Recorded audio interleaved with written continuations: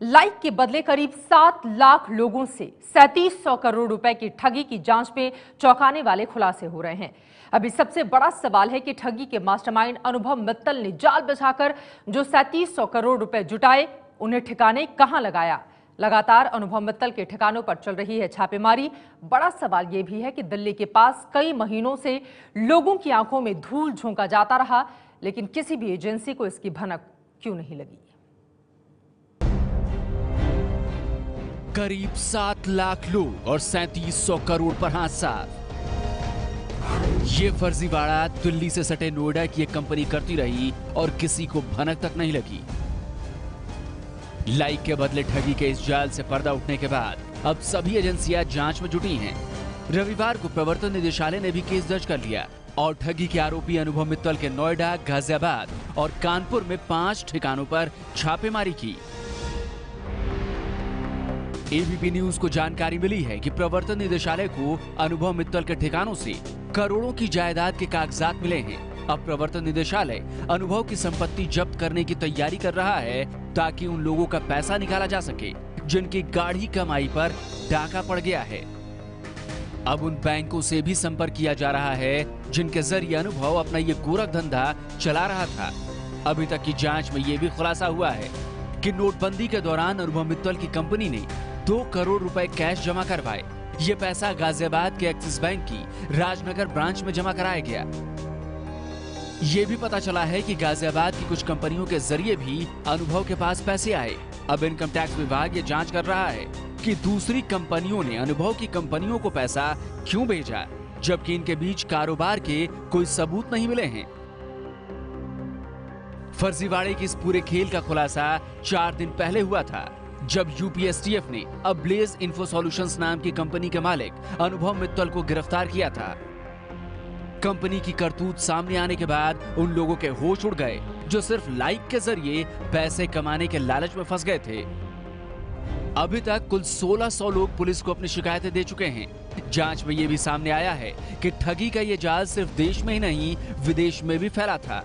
Muscat और Nigeria के भी कई लोगों ने जल्दी मुनाफे के झांसे में आकर कंपनी में पैसा लगाया था। अब फर्जीवाड़े के इस जाल का मास्टरमाइंड अनुभव मित्तल गिरफ्त में है। मित्तल का वो खाता तो फ्रीज कर दिया गया है जिसमें 520 करोड़ रुपए जमा हैं। अब सवाल ये है कि बाकी के 3200 करोड़ रुपए का क्या हुआ। अभी कई राज खुलने बाकी हैं। आगे क्या क्या होता है ये जानने के लिए आप देखते रहिए एबीपी न्यूज।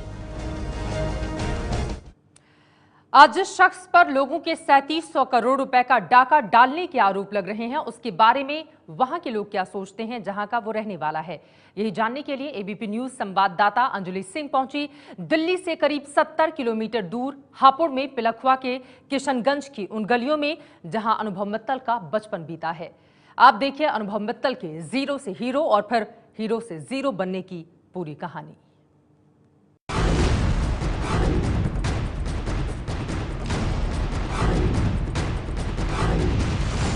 यूपी के पिलखुआ के किशनगंज का ये वही मोहल्ला है जहां 3700 करोड़ रुपए की ठगी के आरोपी अनुभव मित्तल का बचपन बीता है। इन्हीं गलियों में अनुभव मित्तल का बचपन बीता और इसी घर में अनुभव मित्तल की पैदाइश हुई, जहां वो पले बढ़े।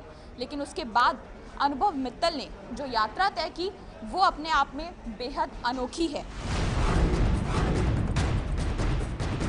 अनुभव मित्तल का घर हमें बंद मिला। घर के अंदर लोग थे लेकिन कोई बात नहीं करना चाहता था। अनुभव के घर के अंदर से तो कोई बाहर बात करने नहीं आया, लेकिन आसपास के लोग जमा हो गए और उस पर लगे आरोपों को झूठा बताने लगे। जितना व्यापार है ऑनलाइन है, सारा वो इनकम टैक्स देता है। कोई भी आदमी ऑब्जेक्शन नहीं उठा रहा जिसने उसमें इन्वेस्ट किया है। अनुभव मित्तल की शुरुआती शिक्षा पिलखुआ के ही स्कूल से हुई। 12वीं तक पढ़ाई करने के बाद अनुभव ने ग्रेटर नोएडा के कॉलेज से बीटेक किया। इसी दौरान उसने सॉफ्टवेयर डेवलपमेंट का काम भी शुरू किया।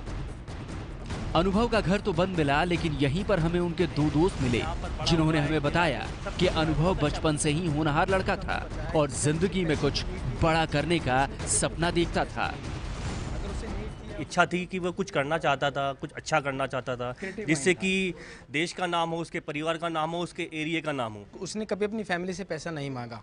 अगर उसे नीड थी या उसके पास पैसा नहीं था तो उसके पास एक गाड़ी थी स्विफ्ट, उसमें वो लोगों को एयरपोर्ट तक छोड़ के आया हुआ है, जिसके बदले में उसके पैसा लिया उसने। अनुभव के मोहल्ले से निकलकर हम किशनगंज में ही इलेक्ट्रॉनिक्स की उस दुकान पर जा पहुंचे जो उसके पिताजी चलाते हैं। यहाँ हमारी मुलाकात अनुभव के दादाजी वेद प्रकाश मित्तल से हुई। इनका कहना है कि इनकी अनुभव मित्तल से कई साल से मुलाकात नहीं हुई। वो हाल ही में गांव से आए हैं, इसलिए उन्हें ठगी के आरोपों के बारे में कुछ नहीं पता। हाँ, मोहल्ले के लोगों की तरह वेद प्रकाश मित्तल भी अपने पोते को होनहार बता रहे हैं। तरक्की जो बहुत की बढ़िया, बहुत बढ़िया, बहुत ज़्यादा बढ़िया। इतना तो भला बच्चा ही नहीं मिलेगा तुम्हें। अनुभव के मोहल्ले के पास ही चौराहे पर हमें चाय और नाश्ते की दुकान चलाने वाले सुरेंद्र मित्तल मिले। सुरेंद्र ने भी अनुभव की कंपनी की स्कीम में 57,500 रुपए लगाए हैं।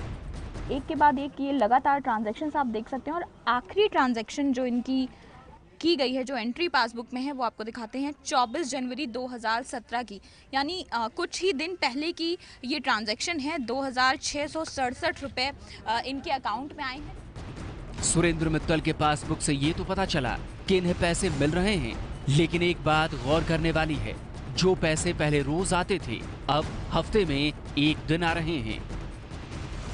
पहले तो रोज 30 से 34 रोज आ रही थी, फिर ये नोटबंदी में एंट्री ना हुई तो जब एक साथ एंट्री करा के लाए। अच्छा, पहले मतलब हर हफ्ते में 4-5 बार होता था, फिर हफ्ते में एक बार होने लगा। हाँ, हफ्ते में तभी से ही उन्होंने लगाए। अनुभव के मोहल्ले में हमें जो भी लोग मिले सबने उसकी तारीफ की। अनुभव ने यहाँ के कई लोगों को रोजगार भी दिया था, लेकिन अब उनका ये हीरो फर्जीवाड़े के चक्कर में जेल पहुँच चुका है। पुलिस ठगी के इस रहस्य से पर्दा उठाने में जुटी है, लेकिन इस बीच पिलखवा के किशनगंज के लिए अनुभव मित्तल किसी हीरो से कम नहीं है। कैमरा पर्सन अजय चाको और मेरे सहयोगी विपिन तोमर के साथ अंजलि सिंह, एबीपी न्यूज, पिलखवा।